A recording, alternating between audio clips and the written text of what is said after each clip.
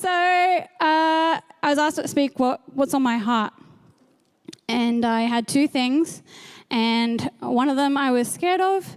And one of them was like, hey, God, can I just do that one? Because that'd be so much easier if I didn't have to be doing the other one. And then God was like, no, you need to push yourself.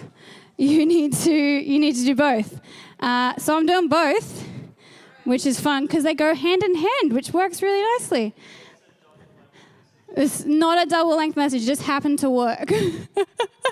This might go quick because I don't know how fast I'm going to end up talking, but hopefully I timed it. It's about, be fine. So the first one is worship. That is the first thing on my heart. It's always on my heart. It's a huge part of who I am. I stopped the worship then because I would have just kept going. And I would have been like, I'm so sorry, Rachel and Ruth and Jess. I'm going to make you keep going. So I could talk about it for hours. So part of what I wanted to say was that worship isn't just one thing. It's not just here. It's in your life. It's by yourself. It's with a small group of people. And so I'm going to talk a bit about that in my message. But the other thing I want to talk about, which is another really big part of my life, is anxiety. So I have an anxiety disorder, and there is a difference between anxiety and an anxiety disorder. Everybody home and here has anxiety. It's a very important part of your brain. It tells you when you're in danger, so your fight or flight kind of system. It gets you out of those dangerous situations, and it's pretty cool that God made that part of our brain so we can protect ourselves, right? It's pretty good. I've had to, accept that is a part of my brain that's going to be there forever. But for a lot of people, it stops there. When there is a lion in front of you, your anxiety kicks in and tells you to run, right? That is a, big example, just an over-exaggeration. But that kind of thing, that is regular. For me and my anxiety disorder, it means that part of my brain, anxiety, is on all the time. It's on full alert all the time. I don't remember the last time it wasn't. So even just sitting at home doing nothing, that part's on edge. I'm just sitting there going, okay, my brain's going, you need to be ready, you need to be ready, you need to be ready. And I'm like sitting there going, no, I don't, I'm just sitting here. So that's a fun part of my brain. I'm going to get into a little bit of my life with anxiety as well. So first time I had an anxiety attack, I was 8 years old. I didn't have a label for it then because I didn't know what that meant. But I can look back on it now and go, oh, that's what that was. So yeah, I've kind of been dealing with this for 19 years, maybe more. I don't remember before that really. But over the years, I've come to clarify it a little bit more. I get a deeper understanding of the reactions and the things in me and why it's happening and things like that. I have gone to therapy. I want to say therapy is really important. It's a really important part of the journey of recovery from it. I'm not in therapy right now. There's a reason for that. But I just want to say it because it took me a really long time to accept that I needed that I needed outside help. And God is a really big part. God is going to be part of this. It's not just going to be about therapy. Therapy is still important. So if you don't have an anxiety disorder, I'm going to try and explain it a little bit. An anxiety attack for me is when my body reacts to a situation, whatever is, in an unusual way. So I'll retreat physically or just mentally or both. And I will literally move myself away from a situation. Sometimes I don't know I'm doing it. And sometimes I'm really fully aware and I'm just leaving. Goodbye. And most of the time I cry as well. That's just a part of it. Sometimes it's just that. Sometimes it's on top of it, but it's every time. A panic attack is different. You've probably heard of panic attacks. You may think that they're not real. Some people have. It's getting better. People do realize that they are a real thing. Panic attack is different. It feels like I can't breathe and my heart beats really fast and I lose control of my brain. I have had from mild to worst ever on that scale in my life. I imagine I will continue to have that because it's going to be with me forever. I don't know when it's going to happen. I have no idea how close I am to having an attack. It's really scary. having to walk through life with that feeling of I'm in danger when you're not.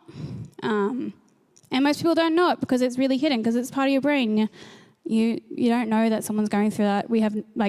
I don't know who's going through that either. It's more people than we think. But I'm saying all this because it's going to have something to do with it, what I'm saying. Through every panic and anxiety attack, one thought comes to my mind every time. It's literally the only thought that can get through when nothing makes sense, when nothing is going right. It's worship. When I'm having an attack, throughout my life, I try and find my headphones, or when I was younger, like a CD player, because I'm that old. I'm not tape deck old, I'm CD player old. Or I just sing in my head or out loud if I'm not around people. And once I start doing that, my body immediately starts to calm down. My breathing comes back to normal. My heart slows down. I stop sweating. Yes, that is a part of it. And I can let it all go. Scientifically, this is actually a thing. Music is really, really powerful. It reaches every part of your brain, just literally every part of your brain. And so when you mix music and God, come on, that's like full-on win right there. You've got everything going for you. So the title of my message is Worshipping Through Anxiety. Woo! So I have a few points, and they are going to relate to the Bible and some stories and things like that. Yes, I just wanted to start with that, just so you get an understanding of why this is on my heart. So my first point is when you feel like nothing can get you out. So I'm going to start with in Acts, and it's when Paul and Silas were thrown in jail for casting out a demon from the lady. I'm not going to read the whole thing, but we're going to Acts 16:23 to 26. Okay. After they had been severely flogged, they were thrown into prison, and the jailer was commanded to guard them carefully. When he received these orders, he put them in the inner cell and fastened their feet in the stocks. About midnight, Paul and Silas were praying and singing hymns to God, and the other prisoners were listening to them. Suddenly there was such a violent earthquake that the foundations of the prison were shaken. At once, all the prison doors flew open and everyone's chains came loose. So I've never been thrown in jail, but I have been in situations where I feel like I can't get out. A panic attack, that is a situation where you feel like you can't leave it. You're never going to go back to normal, my normal. And I don't know if you've ever felt like you've been trapped. I don't know if you're feeling that now. It doesn't have to be as dire as Paul and Silas' situation. You may not be thrown into a prison cell, but you may feel like you just can't see a way out of a situation. But it doesn't have to be as dire as that. But Paul and Silas were in this really scary situation, right? And they could have freaked out. They really could have. We don't know what happened before midnight. They don't say. They could have been sitting there going, oh my goodness, we are in a jail cell. We have been beaten, everything. What on earth are we going to do? But at midnight, they chose to do something different. They chose to worship God. And it even reached the other inmates. It reached the what's his face? The guy. What are they called? I've lost all words. Jailer, that's the word. Thank you, Jess. It reached those people. And in a moment where anyone, myself included, would be filled with so much fear, they chose to look to God instead. When you're in a moment where you feel like nothing can get you out, or you're stuck, remember Paul and Silas. Remember that you have a God who is powerful. Remember that you can worship anywhere, anytime. Worship is not just for in this building. Paul and Silas didn't have instruments. They didn't have a sound system. No microphone, nothing. They just sang from their heart. And what happened? God intervened and he gave them an opportunity. So if you choose to worship God in those moments, he will intervene. It may not be the way that you think, but he will do it. Which actually brings me to my next point. When it's not going the way you thought it would. Oh boy, The last 2 years have not gone the way I thought it would. I don't know about you. Did anybody think that this is what this would be like? If you did you buy stocks in toilet paper? Because that would have been smart. At the beginning of 2020, I thought there was going to be a lot of things that were going to happen. There were things that were supposed to happen, and I was really happy and I was really excited. I actually did a message at the beginning of 2020 about like the year to come. I watched like the first like minute of it this week, and I was like, no, it makes me really unhappy to see. I'm like so excited, and then it just didn't happen. But yeah, so God said no. He was like, nah, I'm going to change the game on you. This is different. So this week, God showed me this verse when I was thinking about what I wanted to say, and I was stuck on this point, and I'm like, what can I do? What can I do? And God was like, read Habakkuk, which is really hard to like spell. I was typing this up, and every time I had to go back to the Bible and be like, how does that spell? So Habakkuk 3:17 to 18. Though the fig tree does not bud, and there are no grapes on the vines, though the olive crop fails, and the fields produce no food, though there are no sheep in the pen and no cattle in the stalls, yet I will rejoice in the Lord. I will be joyful in God, my Saviour. I'm going to have some water first because, yeah. But it's pretty cool. So that is actually, it's a prayer, but it's also a hymn. At the end of the book, it says, to be played on stringed instruments. So that's pretty cool. And it's not a psalm, right? It's not a psalm. There are actually other like songs in the Bible. Who knew? So though life is not going the way we thought, though the fig tree does not bud, though the things aren't happening the way we thought, I thought, these are some things that I thought were going to happen. I thought I wouldn't be in childcare anymore. I thought I would be doing something with music.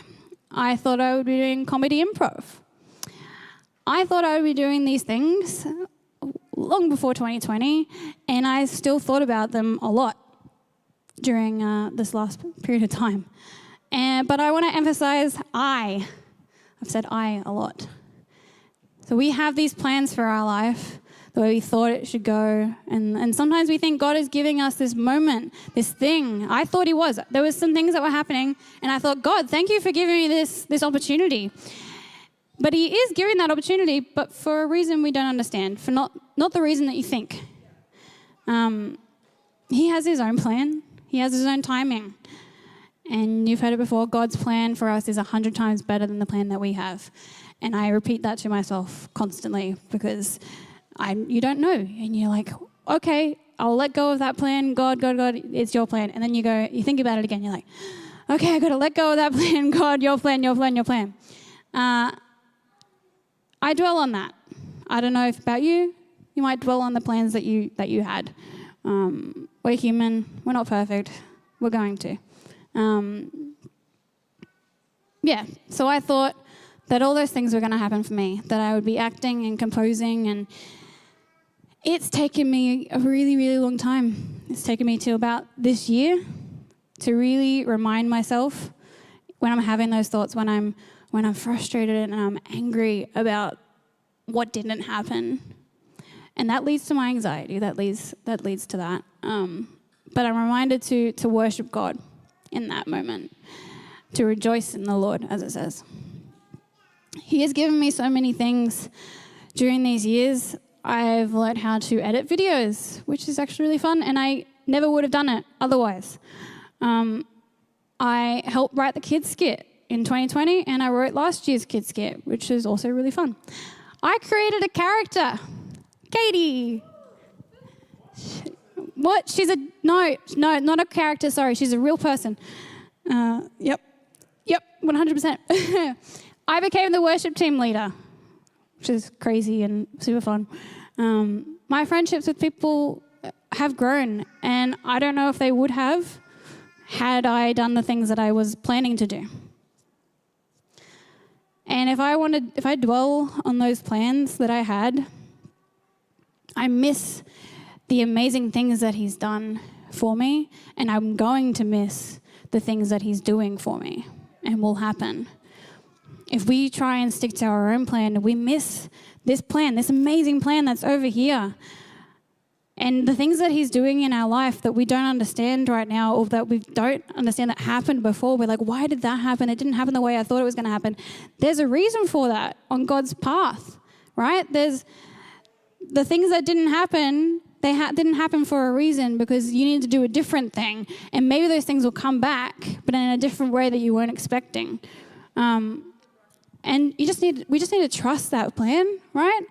We need to not be anxious about our life and what's going on. We need to go, okay, God, this is in your hands. If I just choose to take this path instead of that one, it's amazing. And I'm not going to understand it. I don't know the steps in front. But when God is with you, when you're worshiping God through it, it's a clear line of sight. You just go, God, God, God, God. So I have my last point, and it comes from Job. Job, man. Oof. He went through everything that you could possibly go through. So I'm going to go Job 1, verses 1 to 22. I'm going to take more water before it because it's really long.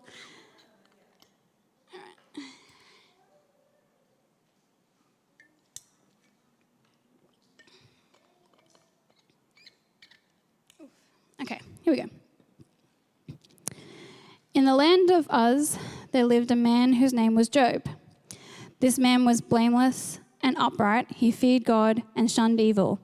He had 7 sons and 3 daughters, and he owned 7,000 sheep, 3,000 camels, 500 yoke of oxen, and 500 donkeys, and had a large number of servants. He was the greatest man among all the people of the East. Job was pretty awesome. It was pretty cool. His sons used to hold feasts in their homes on their birthdays, and they would invite their 3 sisters to eat and drink with them. When a period of feasting had run its course, Job would make arrangements for them to be purified. Early in the morning, he would sacrifice a burnt offering for each of them, thinking, perhaps my children have sinned and cursed God in their hearts. This was Job's regular custom. He, without even knowing, he just was like, I'm just going to do this for my kids. He just did it for them without asking, without checking. He just was like, look, I'm going to protect my children no matter what. Job is awesome. One day, the angels came to present themselves before the Lord, and Satan also came with them. The Lord said to Satan, where have you come from? Satan answered the Lord, from roaming throughout the earth, going back and forth on it. Then the Lord said to Satan, have you considered my servant Job? There is no one on earth like him. He is blameless and upright, a man who fears God and shuns evil. Does Job fear God for nothing?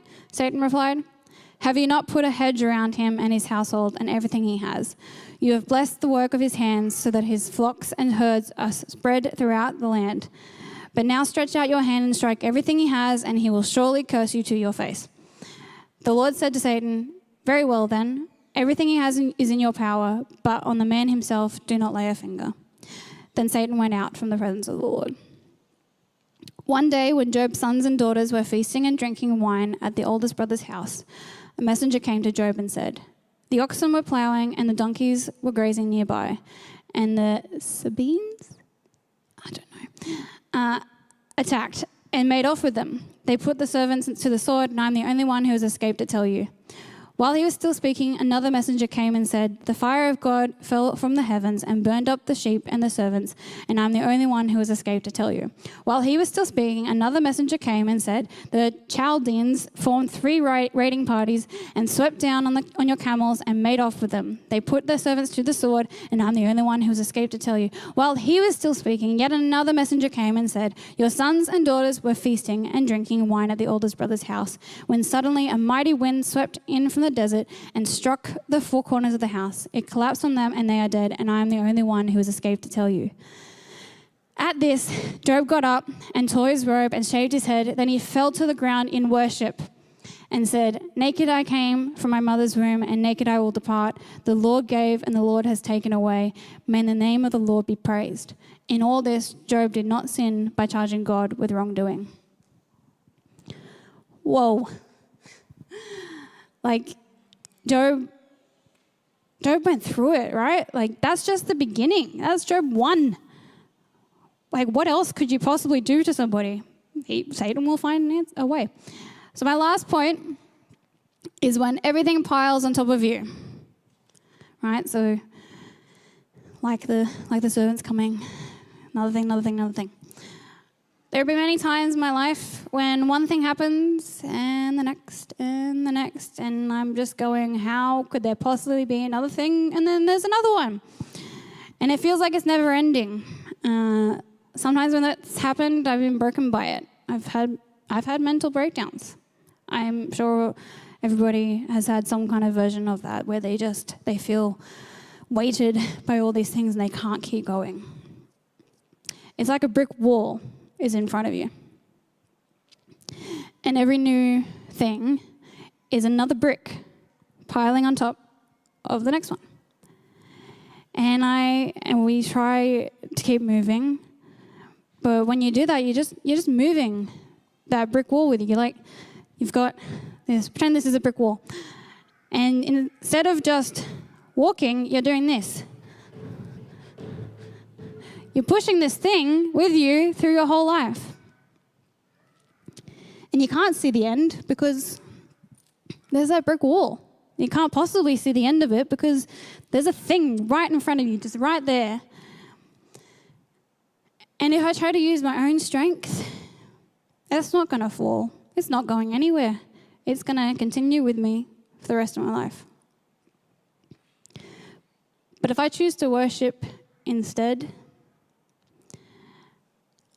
if I just not pretend it's not there and not keep moving, if I worship God, if I choose to look to God for help, He starts picking up those bricks.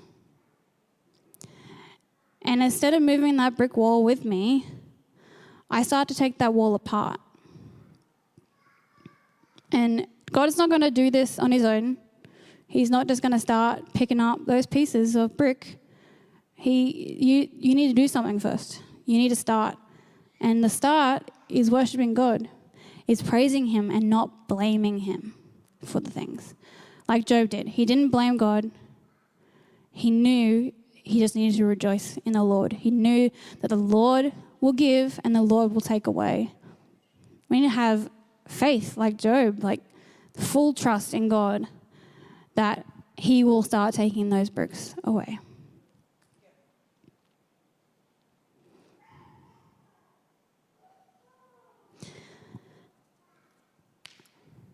That brick wall is just, I'm just thinking about it now, thinking about the brick walls that I have in my life. And they're really hard to keep pushing along with me. Like my anxiety. Like the things I thought were going to happen. And I don't do it every time. I don't worship God every time it happens. But I don't know if you felt that lifting when it happens, when you start worshiping God in a moment, and you can feel that brick just going. So to finish, worship God through it all, through all of it. When you're feeling anxious, when it doesn't go the way you thought it would, when it all piles on top of you, when you've got that brick wall that you keep pushing and pushing and pushing and pushing, instead of pushing, stop, look to God, worship Him, and it will start evaporating. It's not going to happen immediately, but it will start. Yeah.